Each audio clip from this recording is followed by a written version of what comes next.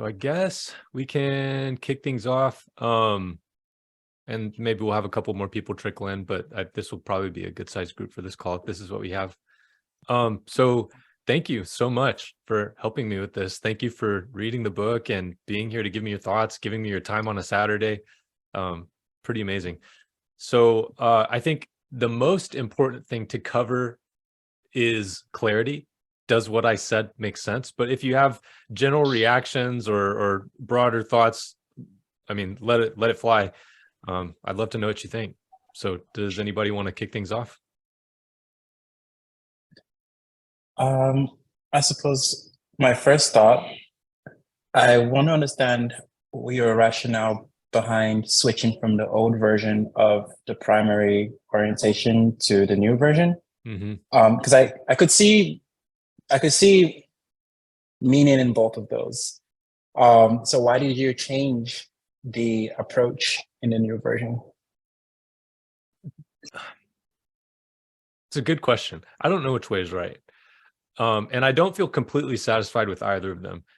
I feel like I've got a decent sense of what I'm trying to say, but I haven't been able to successfully get it on the page yet. So I would really love your thoughts and your help with this. I apparently need help with it. The point that I'm trying to make is when everything comes crumbling down, like I have believed something and that belief has been undermined and I have to start from scratch. Where do you start? What is the bottommost question that you can ask? And I have this intuition.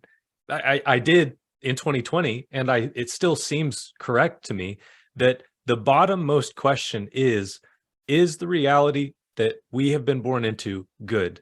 Like, is this good? Because if reality is not good, then I don't need to be true to that reality.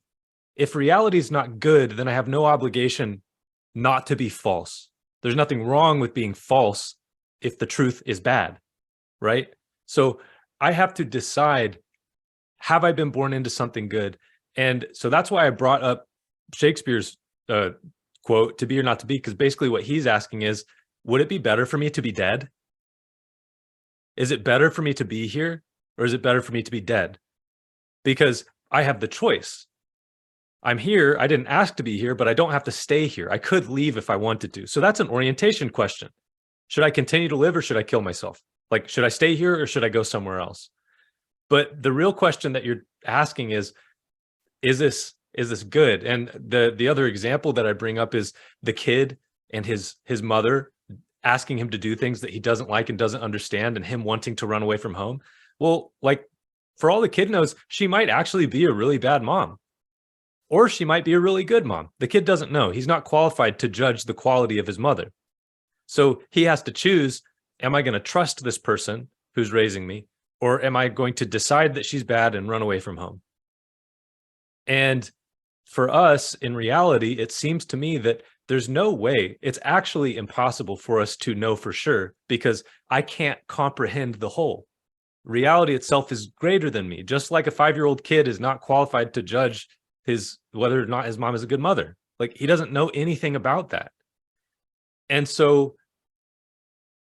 I can't decide, but I have to decide, because my axiom of that reality is good or it's not changes the way that I interpret every other thing in my life. So if some disaster happens to me, but I've chosen to believe that reality is good, then I say, this is not the end of the story. But if I've chosen to believe that reality is bad and this is unfair and this is a prison or life is a cruel joke, then when a tragedy happens to me, I say, of course, I knew this was going to happen. So we have to make a decision in order to interpret the world, in order to aim at something, but we're not qualified to make that decision. And so in a sense, that limitation, like our insufficiency, is what creates our freedom to choose. Our insufficiency relative to reality is what provides our freedom to hope or not. We're not forced to hope because I don't know that reality is good. I can choose to courageously consent to this thing that I've been born into, to courageously submit to it rather than resisting it, and act like it has something to teach me. Act like it might have something for me that I don't understand, even though that thing might be super unpleasant at times. So that's the gist of what I'm trying to say, is like, I think that we have to make that decision, and that's the cornerstone. And once we've established that, we can begin to build some other things. So like, if reality is good, then what? Well, then the truth of that reality is good. Well, let's know that. And so then I would move on to this idea of maps, which is how do we symbolically represent the reality that we're in? And on goes the rest of the book. But in order to get there, I have to somehow make this point that I haven't been able to make yet. I have two questions, like, before giving any feedback, to understand. One is like, are you, when it comes to like the style of the way that you're writing the book, like the language that you're using, is there like a certain, are you being very specific in the way that you're writing because of a specific audience that you want to talk to in the book? Or do you feel like you're being very like stylistically true to how you would generally write? And I only ask that because I think that some of the ways like you explained things just now like really resonated, but also are explained, in my opinion, like a bit differently than how it's written in the book. And then the second question is around when it comes to the sections and chapters, do you feel like you're writing in a way that you're like very much completing the thoughts that you want to get to and then organically moving on? Or are you kind of approaching these sections and chapters with like a set length that you're trying to like stay within? Mm-hmm. So for the first question, stylistically, I'm aiming to be precise and true and concise. I want to say exactly what is, and I want to do it in a way that's I want to cut superfluous language. I don't want there to be a lot of fluff. I want to get to the point. And I'm really not aiming at style. I'm trying to do the thing that I'm talking about. I want to clearly perceive reality, and then I want to represent it faithfully.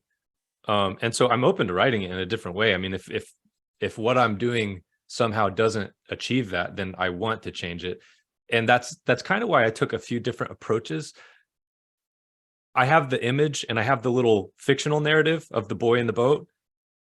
And as I was thinking, I have this, body of ideas that I sent in the notes that I emailed to y'all. I don't know if you looked at it or not, but I'm thinking about all of these things. Where do I start? Where does this begin?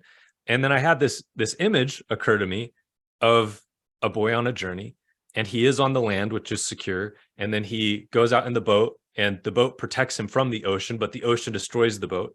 And then he climbs into this little lifeboat, and he's thinking, how do I navigate? So this image, it struck me as I was beginning this chapter, and I thought, this is my map of what this chapter is about. And then I tried to write it technically. So I have what I was trying to imitate the style of a scientific abstract, I guess, just putting what is essential, really boiling it down. And I meant for that to, I was trying to say the same thing that I said with the story.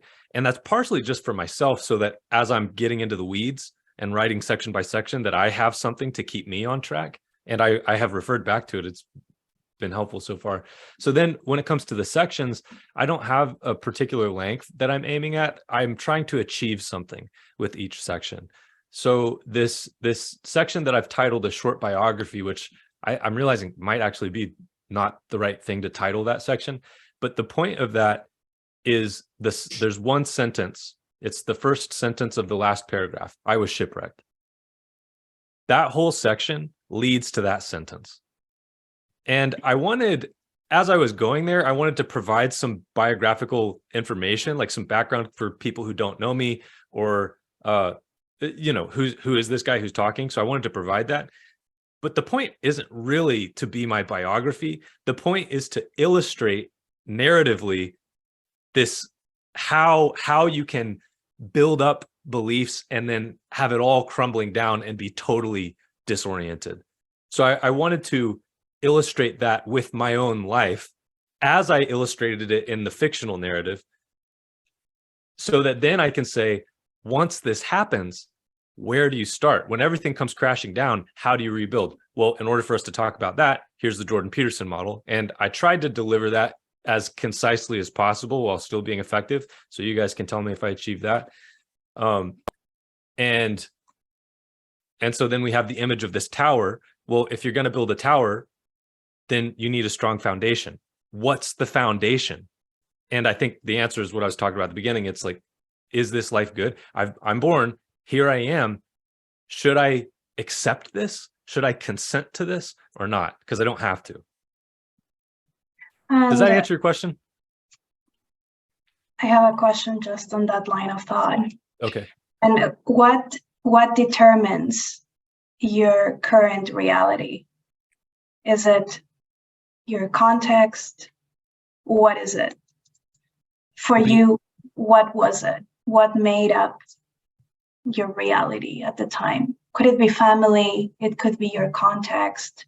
Like, define reality. So reality, I have a definition actually that I really like, which is reality is that to which I am subject. Reality transcends my will. The Mhm. definition of reality is it's something that it's real. It's really there. So it's, you know, the difference between the idea of a fire-breathing dragon and an actual fire-breathing dragon. The idea is real, but the dragon's not. And it's not a matter of my opinion. But is the idea of the fire-breathing dragon part of your reality? It's a part of everybody's reality. I mean, So that you means- could means tell it's me that real. the idea of a fire-breathing dragon doesn't exist, but it actually does. Yeah, but But that it- means that the fire-breathing dragon itself is real. And the idea and the thing itself cannot be separated. The idea of it is kind of like God, I suppose. Like, let's just jump right there. Like, we've never seen him. We've never physically perceived him, but he is real. Okay. Well, okay. So I think that you actually have a point. And let's see.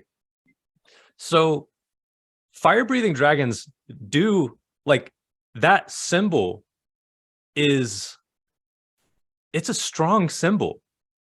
That symbol has persisted. Like, there are lots of different, you know, mythological creatures, like everything that you see in Harry Potter, the griffins and unicorns and whatever. But fire-breathing dragons are special. Why? There's not a living creature that is a dragon which flies and breathes fire. Like, that biological creature does not exist. But the idea has persisted because it represents something. What does the fire-breathing dragon represent? I mean, what do I know? But I think the point of a fire-breathing dragon is to represent a creature that's worse than anything that actually exists. Like, it's supposed to be scarier than anything that's real. So it's a symbol of something that's scarier than any animal, like scarier than any beast, scarier than a bear. Because we experience something real that's like that. Mhm. So it's not literally true, but is maybe it's a faithful symbol of something that's real. So I guess you could say that, and that thing has being, but it's not a living creature. Is that what you were getting at? Yeah, I was trying to get clarity when you, 1 second, let me open the tab. Where is it? As you said, yeah, the idea of fire-breathing dragon is real, but the dragon themselves are not. And I just wanted to get into your mind and what you meant by that statement. Are you separating the idea of something versus the physicality of it, like the materialness of it? If it's immaterial, does that automatically disqualify it from being real? No, that's not what I mean. And Mhm. I mean, hopefully that's clear enough. But because I say the idea is real And the idea is immaterial. Mhm. That's true. That's true. Yeah.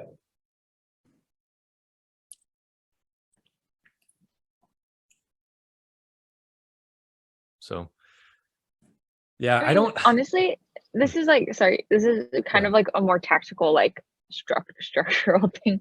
But I think that like essentially what you're trying to use this first chapter as, right, is like a level set. But I think that like it would be helpful if you just tell the readers that in the first chapter, like in order for us to like, you know, move towards the like core content of the book, it's important for us to level set on some concepts and like ideas. And I think that allows like the whole structure of the first chapter to make a bit more sense.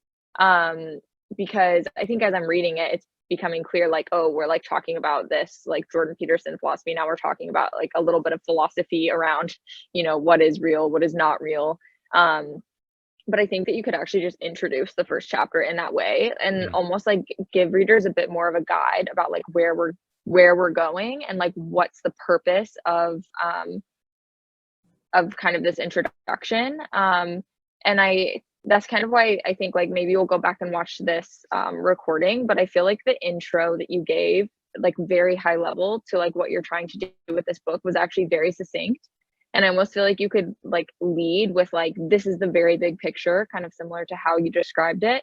In order to like dive into that big picture, we first need to introduce and level set on like these concepts in the first chapter. And then maybe that will also allow you to like really lay out these concepts in a way that's like super clear. Because I think it sounds like a lot of people have questions about them. And so then the purpose of that is like, you're asking me to make this explicit so that you know where we're going before we get going there. Like if I'm going to follow you somewhere, where are we going? What? If your book's about maps, you really give a map at the beginning of the book. Yeah. Well, I mean, that's the guy in the boat. That's the abstract. But I guess what you're saying is it didn't nail it. Like you still don't feel like you know where we're going. And so it needs to be. What was cool about it, to me, the abstract told us where we are. So it's like you're like, because the abstract doesn't actually say where we're going, right? Because it ends with him being disoriented in the waves. Mm-hmm. So that's still saying like, here's where we are, and then kind of like translate that into just like the purpose. Because otherwise I just think it's like really easy to like get a little lost in like the content of the first chapter and understanding like why it matters and like how it's gonna, I don't know, just like how it's gonna come into use later on. Do you think, and if the answer is no, then let me know. But do you think that problem might be solved once the book is written by looking through the table of contents and also by being able to look through the chapter at the section headings once it's finished? Or do you feel strongly that that's something that needs to be explicitly addressed at the beginning of chapter 1?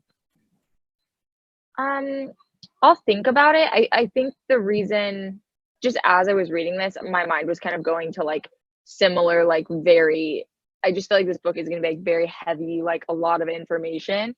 And I feel like a lot of books I've read in a similar genre tend to give readers kind of that guide of like the purpose of the sections. Okay. But I'll kind of go back and like maybe find some examples as well, to kind of show you what I'm talking about.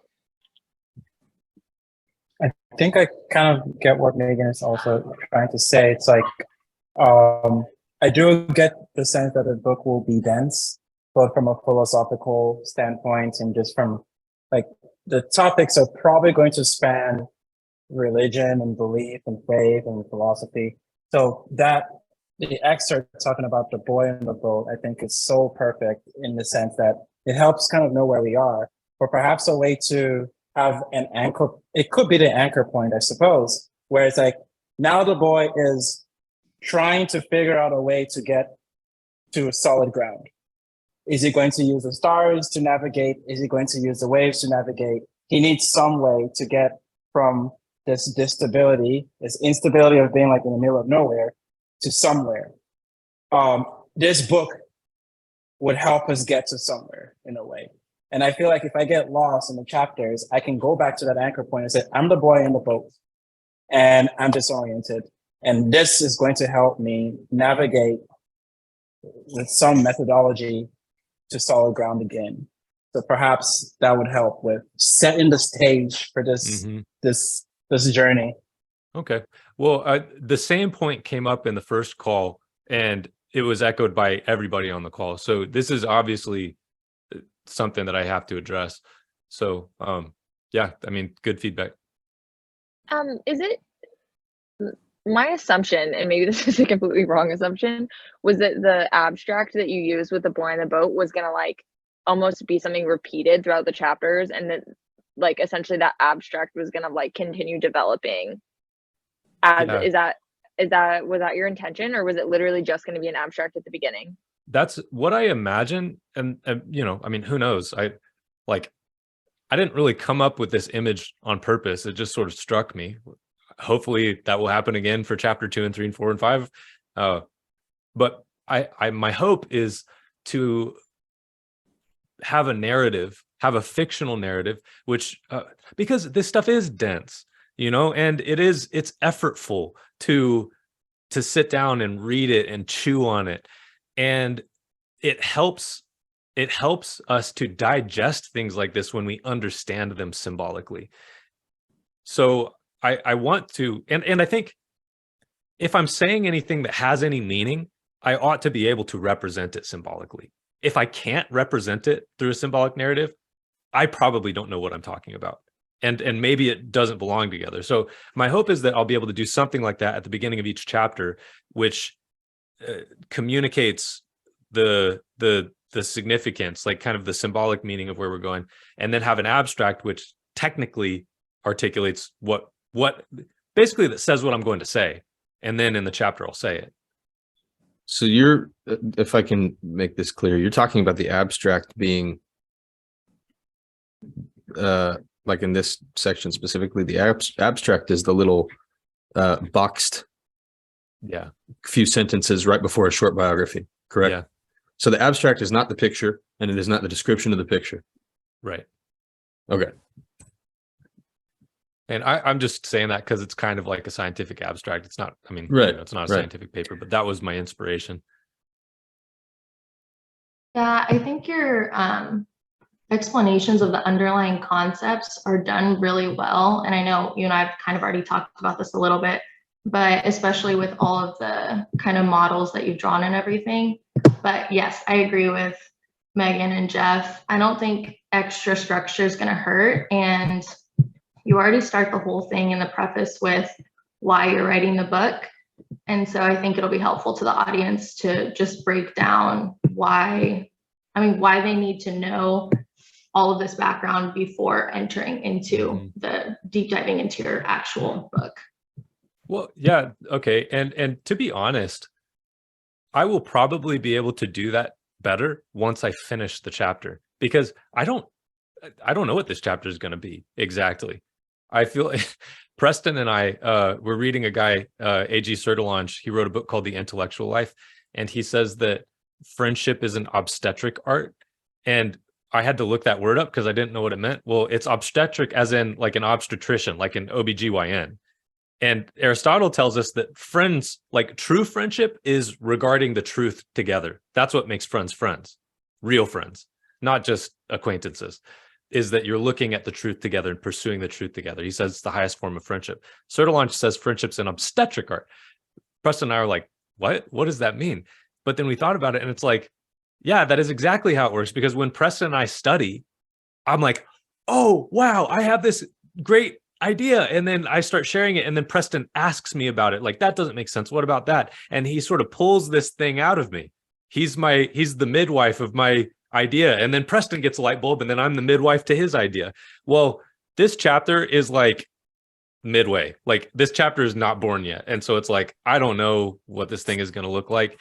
And maybe I'll be able to, I can't really tell. I can guess what it's going to look like with the narrative and with the abstract, but I'll probably be able to say it better once it's done. So maybe I should wait and then revisit. Yeah, this reminds me of when writing, theses or essays, you first write your ideas, and then that helps you with your outline. But some people start with an outline, and then that's how it actually depends on you. But I think, just like that structure is, you have an outline, and then each section has a thesis statement, and then each section has the opening, like the opening sentence, which in this case could be a paragraph, and then at the end you reference it back and why was it important. That just makes things really clear for anybody reading. So, and anyway, but I actually really like the chapter. I see where you're going, and honestly, the fact that a little bit of that structure is not there, it triggers this creative part in my brain. There's like, okay, where's he getting at? Which is cool. I mean, it can go both ways, but I think what I was missing is from the preface. I was hoping to get a little bit more of a narrow understanding where you're heading. And I think you are saying you want to articulate your understanding on reality as a whole. I go back to this topic of reality, what this reality is. And here you're using this. Is it yours? Is it ours? Is it whose? Like, it's too broad. So maybe like trying to narrow it down, or maybe defining that will help. And then you're also saying that you want to put your thoughts in order.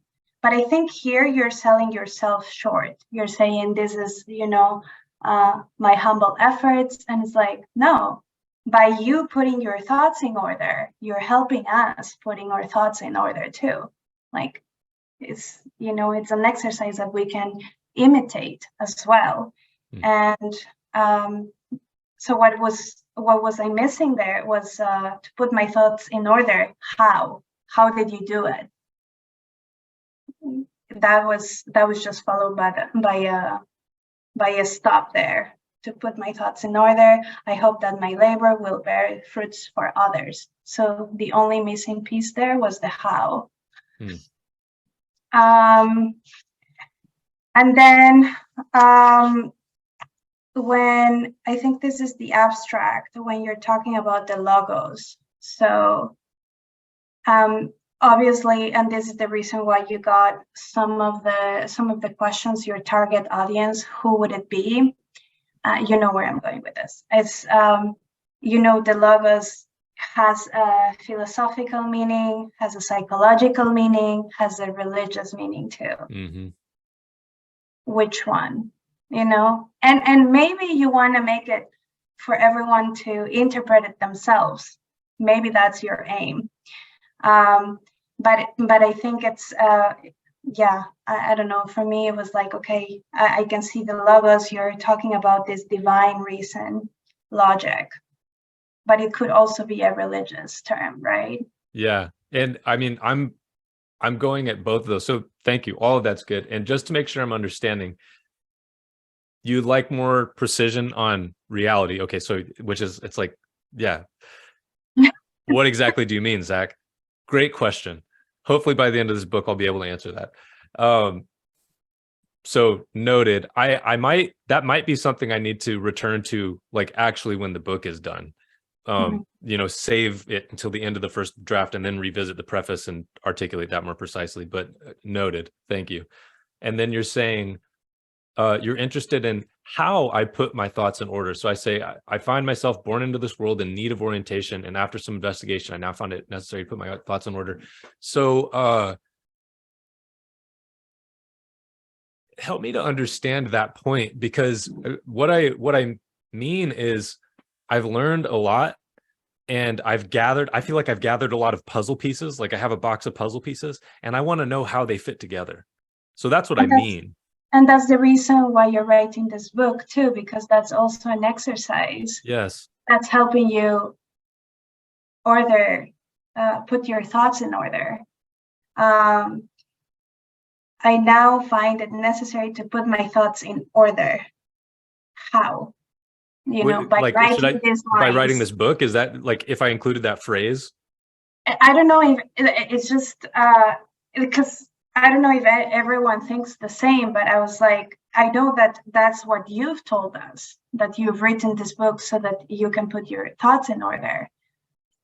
But I don't know if the reader who hasn't listened to you before knows exactly what you mean and the how you're putting your thoughts in order.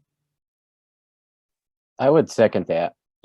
Because I've been trying, when you present the questions, if I'm the reader, which I am reading it, I'm trying to make sense of, I'm putting my thoughts in order to make sense of the things that you're trying to present.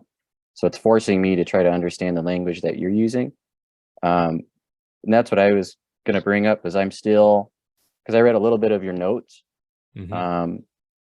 And I think it was language. Yeah, it was language as a map of perception. And then separate language and vocabulary that fits each profession, potential occupation, study, idea, theory, or thoughts. So for me, reading just the notes and you trying to understand what language is, I guess how I'm understanding it is that, you know, everybody has a specific, or is developing their own specific languages to, you know, understand the reality.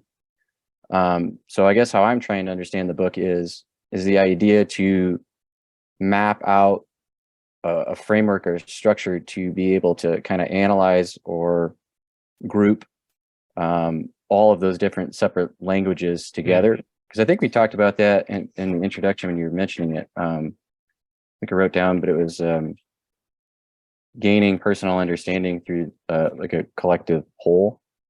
But the other thing that I was thinking about from there was how much of, you know, if language is a you know, a map or perception, or that is the perception of trying to understand a particular way of thinking, or how someone more or less represents themselves in their understanding. Like how much of that is conscious? That was a question that I had in my notes, you know, like how much of that or is an individual actually aware of? And things that I've been dealing with in my profession, I primarily teach high schoolers.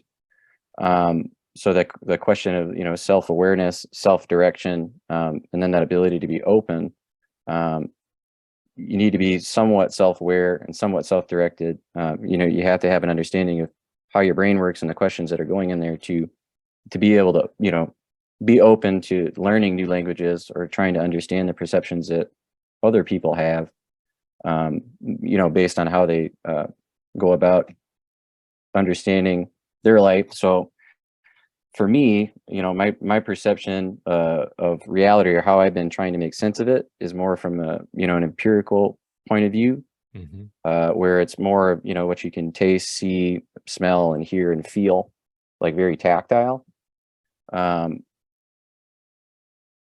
at the same time, because, you know, if you're in your mind and you're kind of, you know, internalizing thoughts and macro thinking, you know, digging, you know, thinking about thinking and trying to understand why you're thinking the way that you're thinking, you know, how do you take that and then potentially bring it into reality, like the physical, tangible, you know, reasoning. So that's kind of how I've been trying to, you know, understand my life and the things that I have to go about dealing with. So in regards to reading your chapters or books, it's making me think about those things more in depth and try to order my thoughts. You know, I guess if that was a goal at the same time, where it's, I guess that's where I have questions. And I think I mean, I agree with the symbolic approaches using visual metaphor, because my background's in art, and you know, it's good if it's a heftier concept. It's good to have like a visual reference point that you can always go back to. And I think that using which is a map visuals, also. yeah, which using the visuals in your book is awesome, right? Because, you know, I'm more of a hands-on learner, or, you know, tactile learner. So having visuals, reading through that, or using the visuals to make a clearer sense of something, I think is helpful. And that provides clarity for me, and trying to understand your language or how you're trying to present ideas. Cause I'm, you know, I think differently. And I'm trying to rationalize like where my language is lacking, and Yeah. it might be vocabulary, things like that. There's certain there, you know, even in your biography, there's things that you've went through in your life experiences that I just haven't. So how am I going to have a, you know, it's like, how am I really going to have a truthful understanding of like how you got to where you were or are now? Like if I haven't physically experienced it myself. Yeah, you know? well, I think you raise three really good points together, that I think actually is, as you're saying that, is helping me to understand your point, Carolina, or one of the points that you made. So you're saying, Daniel, that first of all, that you're pointing to language in that topic, and different languages, different people's language to understand things. How much of that is unconscious versus conscious? Mhm. And then this idea of you're kind of touching on epistemology, empiricism versus these other things and these other domains. How can we know them with confidence if I can't test it in the same way, if it's not tangible in the same way? I need to know these things, but how do I bring that into a place that matters, that's verifiable, that's solid? You mentioned, I can't remember exactly how you said it, but something like, you may never experience anything more true than welding. Yeah. That's Yeah, so cool. Like, because yes, like there it is. Yeah, it's very matter of fact. And if you proceed with the process and the exact specifications, it will do that exact thing every single time. Yeah, You know, I love that so example. What? yeah. So That's how I've been trying to understand things, because there's so many things that are just dysfunctional, right? So in terms of like a language, I have just for my own, like just going about the world and trying to understand what all this stuff is. Like that for me is a truthful thing. Like it makes sense. let and me it, try you to know, take it on gives some of that the points meaning, that you raised up. So language has to do with categories. In fact, language is a set of categories. If I say this is a computer mouse, it is. That's true, but it's not the only one. And in fact, there are other ones like Preston's got that they're different. So Preston's got a computer mouse. I've got a computer mouse. They're not the same, but it's not false. Like I'm not lying. I got a Logitech too. Maybe they are the same. I think they're the exact same. So this might not be a good point after all. I'm kidding. All right. And then I could say, Carolina and I have mics, but I bet you have a Blue Yeti too. I don't know, maybe not. So, but anyways, let's say that, okay, here's one. Daniel and I probably have different guitars. Mine's a Seagull. Yeah, this one's a Taylor. Okay. So I'm not lying to say I have a guitar and Daniel has a guitar, even though they're different, because the word guitar is a category. That's true for all language. At least all of our nouns are categories. Like when I say a dog is a category. When I say a tree is a category. Do you mean birch? Do you mean oak? If you're talking about birch trees, are you talking about this specific birch tree? Or are you talking about the category of birch trees? Our language groups reality into buckets.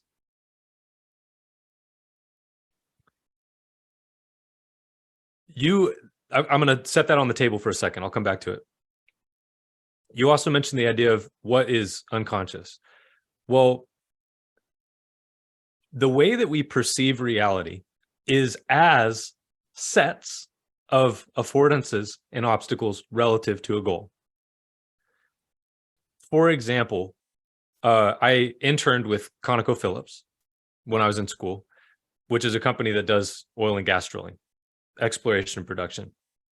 So they might look at the state of Texas and see, okay, here is the Permian Basin. It's a oil and gas basin, and we can drill it. And here are our wells. And in this region, they're very productive. In this region, they're not very productive, but they last for a really long time. And here's how we transport this and refine it and sell it. So that's how they look at the state of Texas. If I am a nature conservationist, I might look at the state of Texas. I might look at exactly the same land and see something very different. Yeah, I could even have a map of it, and my map would be different than the guy at ConocoPhillips. I'm asking, where are there endangered species of animals? Where are there important plants? Where are there plots of land that ought to be preserved? I might be asking, are there any laws that I can use to take this land and protect it legally so that ConocoPhillips can't come in and drill oil wells here? So the affordances are things that allow me to move toward my goal. So like the law that allows me to protect the land is an affordance. And that occurs to me. I perceive it. It occurs to me as important. It's something that I can use to advance. Whereas ConocoPhillips coming in and drilling an oil well, I might see that as an obstacle to me conserving this nature that I care about. Whereas if I'm on the ConocoPhillips side of things, if I see this person making a law saying I can't drill oil wells here, that's an obstacle. So we're both living in the same reality, but because we're pursuing different goals within that reality occurs to us in different sets of affordances and obstacles. Those are sets of categories. And I form language to represent those categories of affordances and obstacles.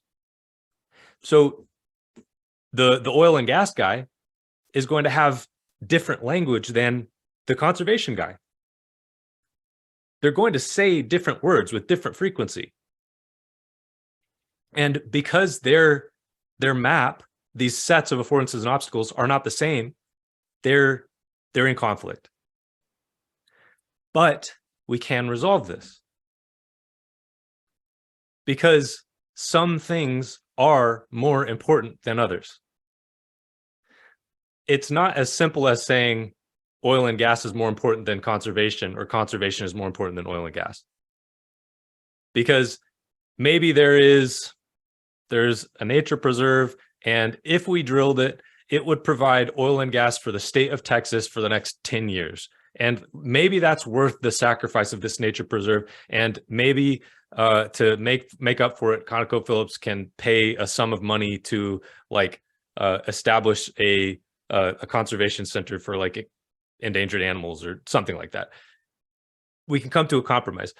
But if somebody told you the world will end in 10 years unless we stop using oil and gas now, then it would be very painful for us to stop using oil and gas now, but it would be worse to let the world end in 10 years. So we can see that there is some relative importance, and it's not a matter of opinion.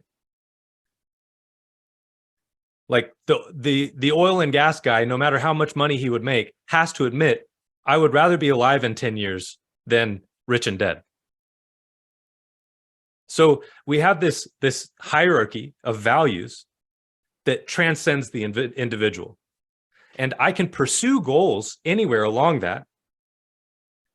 And that's okay, as long as I pursue that goal in its proper place. So like, for example, we're talking right now about this book, and that's a good thing to do.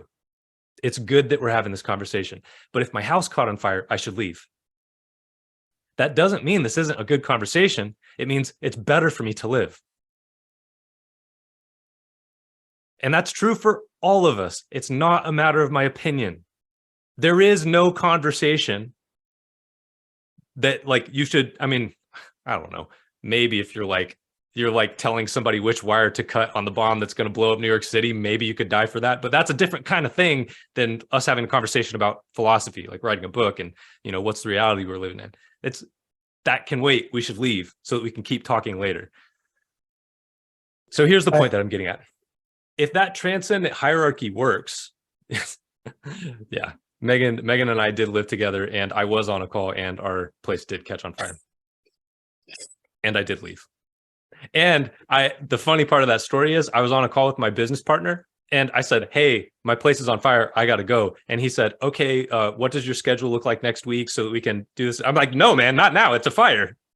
Get your transcendent hierarchy of values straight, right? We need to prioritize. This isn't just my opinion. You need to respect this. I've got to go. So if this transcendent hierarchy of values is real, then something has to be on the top. If there's something on the top, that means that there's something that is the most valuable thing in a way that is true for everybody. It transcends opinion. It transcends the individual. It's actually the best thing. Like, I don't think anybody would argue about that, so I'm just gonna like let that lie, but I could keep going. I won't. You're based, so you're putting on like well, I'm an engineer, so I always like start with axioms. So you're basically just this, you're describing the axioms for reality or the axioms for life, and like you're okay. So I'm glad that you actually went on that discussion route, because it helps me kind of calibrate.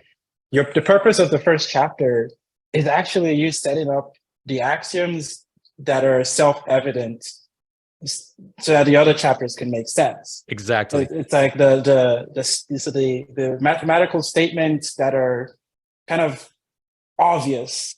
In this case, the variables are being, reality, and truth. And you start by defining being. If something is, then the being, it is a being.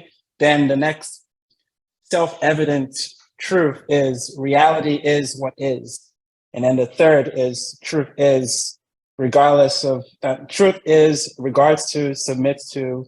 And so if we understand these rules, these axioms, then we can start reorienting ourselves. And no matter how we look at it, what language we use to interpret it, you can always work yourself back to those three fundamental rules. Right. And that's your leaves. Okay. All right. Okay. I see. That's your leaves. No matter what leaf or branch you start from, if you get lost, you can always come back to the tree. Right. Then kind of build back up. Because that's the question is, what do we do when we're lost? We start at the bottom. And when we start at the bottom, what do? We start with the whole. And so Carolina, you're asking, is this your reality? Is this our reality? What is it? So I want to know, when we target the thing at the top of the transcendent hierarchy, what sets of affordances and obstacles emerge? Like, because I'm not lying when I use oil and gas language to talk about like the productivity of an oil well. Those aren't false words, but you could live without them. And people did. Human beings lived for a long time without those categories. Human beings lived for a long time without pursuing that goal. It's not the most important goal. So when we pursue the most important goal, what categories emerge? What language emerges as a result of that? Because if that thing transcends me as an individual, that means that we ought to be able to communicate to one another about the reality that we're living in. We ought to be able to resolve problems between the oil and gas guy and the conservationist, because we're living in the same place. I suppose then that is truth. Mm-hmm. And that is truth then it doesn't matter what layer you're looking at, what level of complexity you're looking at, it transcends. Whatever reality will mean for people in the next 200 years, maybe oil and gas is not the chain. It's like bananas and avocados are like the new thing. Like the truth is like there is always this persistent hierarchy that's leading up to some ultimate, as you say, good. And that is the truth. And that's the thing that persists, regardless of how our language changes or our perception changes or reality changes. That stays true throughout everything. Did you have something, Megan? Oh, sorry. I was just going to say that I think like one other piece of like imagery that comes to mind that we've kind of discussed before that I think also gets at this point, not saying you need to use it, but is like, I think we've talked before about how if you view everyone's realities as like a Venn diagram, right? Like there's always going to be a percentage of my reality that has no overlap with your reality because things exist in my world that don't exist in your world. And like it is true that perception of the world you live in also creates your reality, right? But when it comes to finding what's true, like essentially what you have to do is butt up against other people's realities as much as possible and see like, okay, where's the overlap between my reality and your reality and this person's reality who I have hardly anything in common with? Because, you know, if you're from somewhere else and you have a totally different life experience than me, but we find this like 10% of our realities that overlaps, like that's where the real truth lies, like the objective truth.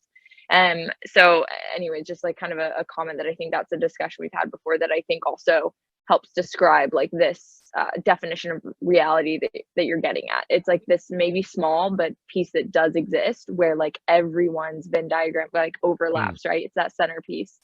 Yes, and like you said, Jeff, the truth it's omnipresent and it's eternal, but there is a kind of truth which is not omnipresent and is not eternal. So like right now, like a guy named Zach is talking to his friends about writing a book. That's not going to be true forever. It's true right now. Right now, we're using a program called Zoom to facilitate that. That's not going to be true forever, but it's true.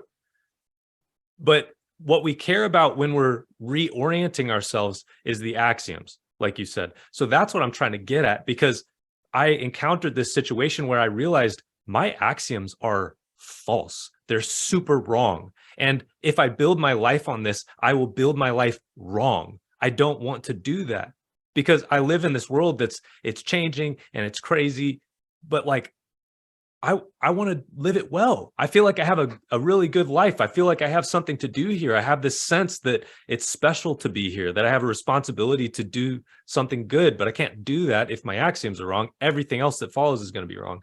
So I think that, like, you know, Megan, you are a expert athlete and a Muay Thai fighter, and you know things that I will never need to know, and they're true. But if you came down with a disease that caused your muscles to atrophy and you could not do anything athletic anymore, then you still live here and you still have to do something. Now you have to do something else. So your whole structure that led you to Muay Thai collapses.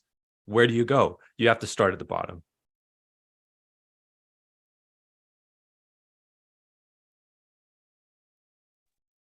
I had a question about the axioms. Specifically, it was at page 5. And in quotes, they put a subtly dehumanizing axioms of the philosophy I had adopted to rationalize them. Like as a reader, like I want more specifics on what those dehumanizing axioms are, because it's so.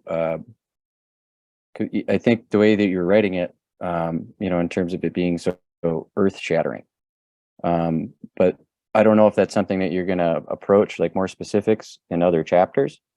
But that, you know, from human to human, like making that statement, like it seems like you have definitive dehumanizing axioms that it's like, you know, like these cannot and should not exist in this way. And like that, in terms of me reading it, was, yeah, those things are so powerful to use that it shifted everything, your whole mental thought process into engaging in this type of I guess learning to change your perspective on, you know, I guess that philosophy or a different philosophy you had before, and moving into a different direction that I guess is more satisfying.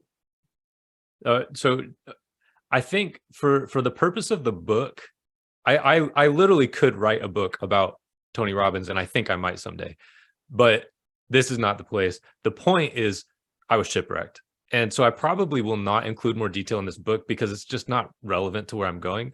But to answer your question, if you read The Abolition of Man by C.S. Lewis, that basically explains the problems that I discovered with Tony Robbins. His work is based on B.F. Skinner's work in psychology, like conditioning.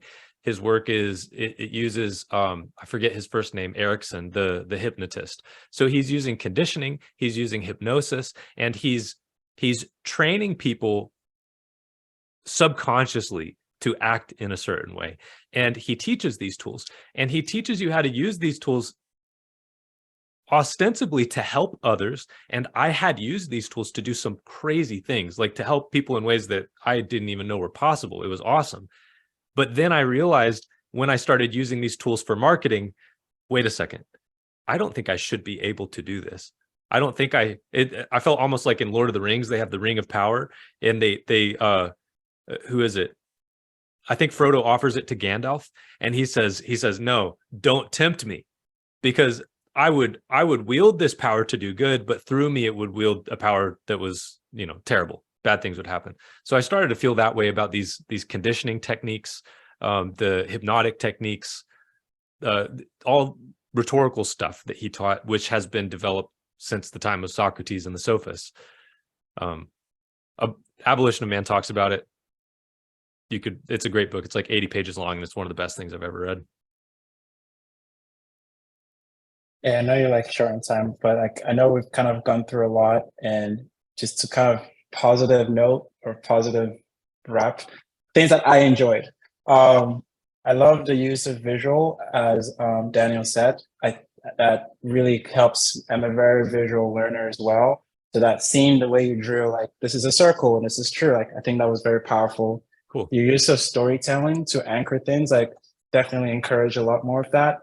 And I didn't know I would appreciate this, but like, don't change your design of handwriting in the note. Like just using, I don't know how you did it, but like, it just makes it unique to see like handwritten sketching in the book itself.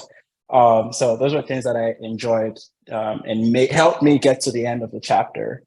Besides the hurdles, like I had to like try to critique everything, but I enjoyed those as well in the book. Thank you.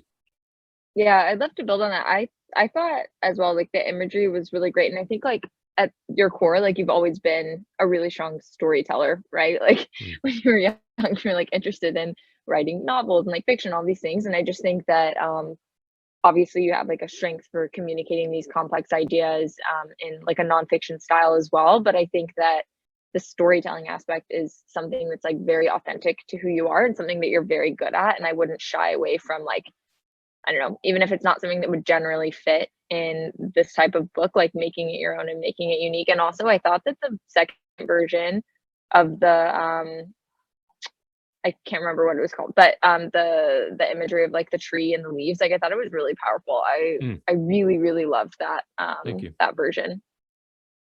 Cool. If anybody needs to jump off and you've got some feedback, let me know. If anybody wants to hang on, I'm perfectly willing to stay and chat. But if you have to go, don't worry about it. Does anybody else have something that you want to get in quickly before you go? I would really appreciate if you can fold in some content, and maybe I'll text you or email you this. There are some powerful concepts in the old version that I think would be a disservice if you take them out completely. So like maybe careful revisit of those to fold it in, I think would like have a more complete feel, because I felt very complete here, and I think meshing them will be very powerful. Yeah, it would be nice if you could tell me in an email exactly what you thought was essential and even what you thought was not. What could be discarded without a huge cost. Yeah, definitely. I'll email it to you after.